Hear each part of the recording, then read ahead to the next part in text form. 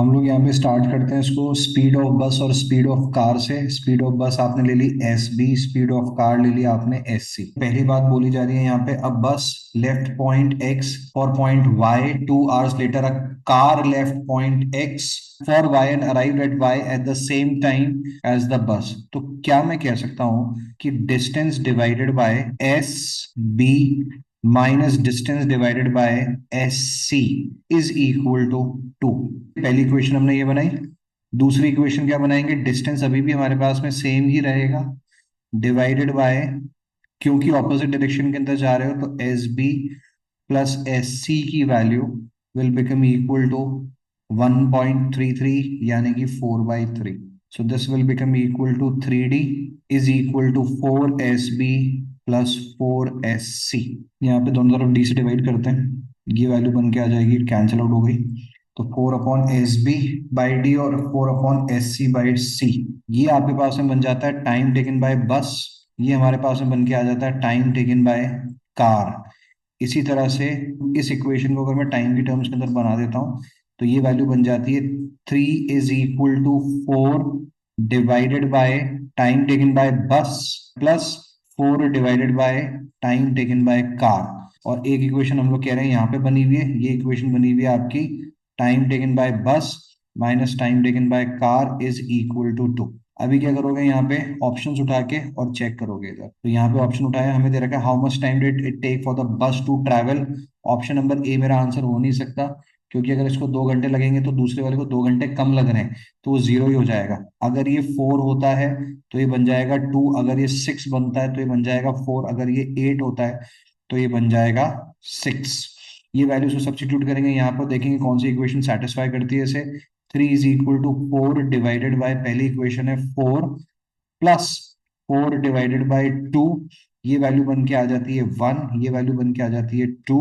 दोनों का addition is equal to 3। Equation satisfy हो गई, which means option number B, that is 4 hours will be the answer. Question number 11. Two planes move along a circle of circumference 1.2 kilometers with constant speed.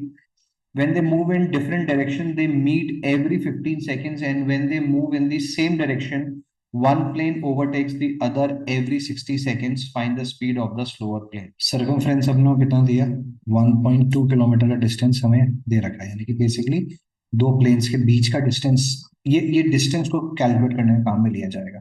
पहली बात बोल गया कि when they move in different direction they meet every 15 seconds।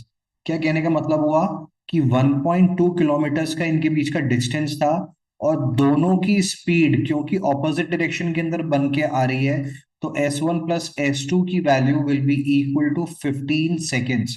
हमारे options हमने देखे kilometre पर second के अंदर ही दे रखा है, तो हम लोग यही लेके चले। तो 1.2 divided by S1 plus S2 is equal to 15, तो पहली इक्वेशन बन के आ जाती है आपकी 15S1 plus 15S2 is equal to 1.2 kilometres. दूसरी बात क्या बोलिए, when they move in different direction they 15 seconds, and when they move in the same direction one plane overtakes the other every 16 seconds. समझना इस बात के अंदर क्या होगा, दोनों सेम पॉइंट को स्टार्ट किया, सेम टाइम पे स्टार्ट किया, तो जो प्लेन तेज चल रहा था वो ओवरटेक करके पहले आगे निकल गया, और वो आएगा और पीछे से फिर इसको ओवरटेक करेगा फिर से। तो इस केस में भी आप दोनों के बीच का जो डिस्टेंस है उसको लेके चलोगे 1.2 किलोमीटर्स का, डिवाइडेड बाय दोनों के बीच की स्पीड यानी कि S1 minus S2 will be equal to, ये ओवरटेक करता है इन 60 सेकेंड्स। तो दूसरी इक्वेशन बन के आ गई आपकी 60S1 minus 60S2 is equal to 1.2। दोनों इक्वेशंस को सॉल्व करना है, सिंपल सी इक्वेशन है।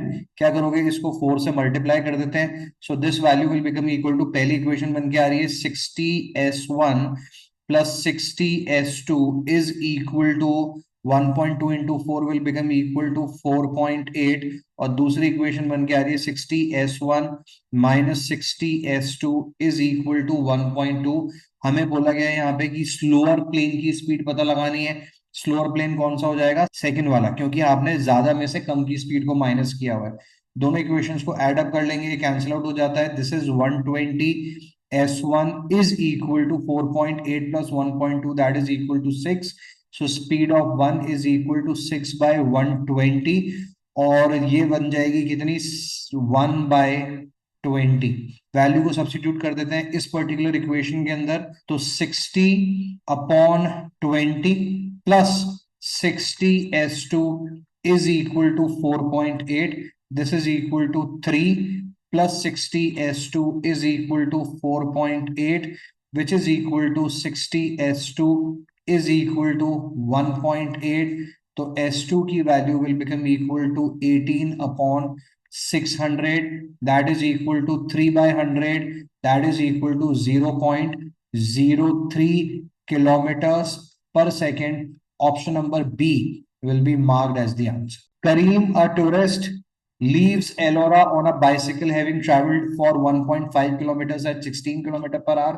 He makes a stop for 1.5 hours and then pedals on the same speed. 4 hours later, Kareem started. His friend and local guide Rahim leaves Elora on a motorcycle and rides with a speed of 28 kilometers per hour in the same direction as Kareem had gone. What distance will they cover before Rahim overtakes Kareem? So basically क्या है, relative speed का question है, जहां पे both the objects are moving in the same direction, लेकिन उसके पहले अपने को क्या पता करना होगा, हमें पता करना होगा कि पहले वाले बंदे ने कुल मिला के डिस्टेंस कितना कवर कर लिया है। तो करीम की बात करी जा रही है यहाँ पे, करीम ने बोला है having travelled for 1.5 hours at 16 kilometers per hour, तो कुल मिला के डिस्टेंस ये बन के आ जाता है 1.5 into 16, that is equal to 24 kilometre, ये हो गया 24 kilometre. He makes a stop for 1.5 hours, यहाँ पे वो कोई भी डिस्टेंस कवर नहीं कर रहा है, and then pedals on with the same speed 4 hours after Karim started. तो कुल मिला के देखो ये कितने का हिसाब बना है, 3 घंटे का, यानी कि 1 घंटा और ट्रैवल कर रहा है वो at a speed of 16। So this is equal to 16 kilometres. जब रहीम ने स्टार्ट किया तो at that point of time the distance between both of them was equal to 40 kilometres. Now 40 kilometre का डिस्टेंस दोनों के बीच में, रिलेटिव स्पीड कितनी 28, ये रहीम की स्पीड, करीम की speed was 16, so this is equal to 40 divided by 28 minus 16, that is equal to 12. This is equal to 4 tens and 4 threes, 10/3 hours। जब रहीम ने स्टार्ट किया है उसके 10/3 hours के बाद में दोनों एक दूसरे से मिल रहे हैं, यानी कि रहीम करीम को ओवरटेक कर रहा है। What distance will they cover before Rahim overtakes Kareem? तो 10/3 hours after Rahim started they met, तो केवल रहीम की स्पीड को यहाँ पे कंसिडरेशन के अंदर ले लोगे। He was traveling at a speed of 28. So this is 280 divided by 3. 3 nines are 27. 3 threes are 9. 93.33 kilometers. That is option number C will be the answer to this question. A tourist covered distance partly by foot and partly by Tonga.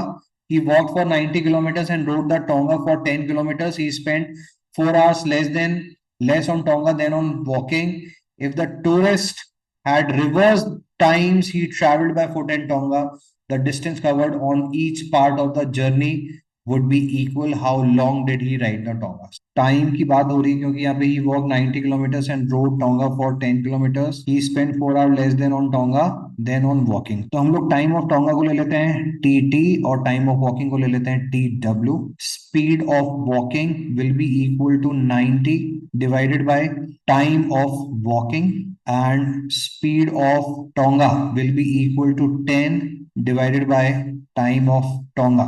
He spent 4 hours less on Tonga than on walking. अपने को दिया हुआ है TW minus TT is given to be equal to 4 hours.